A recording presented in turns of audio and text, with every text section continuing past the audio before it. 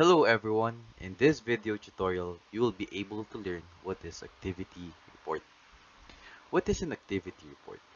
A course activity report showing the number of views for each activity and resource and any related blog entries can be viewed by managers, teachers, and non-editing teachers.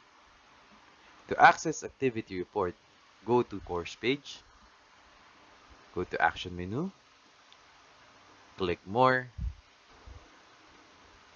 click reports, and click activity reports.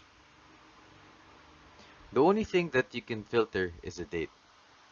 Filtering the date is helpful to see when you last accessed the activity.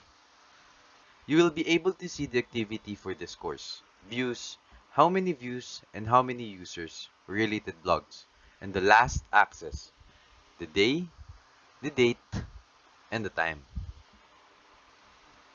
That would be all for the activity report. Thank you.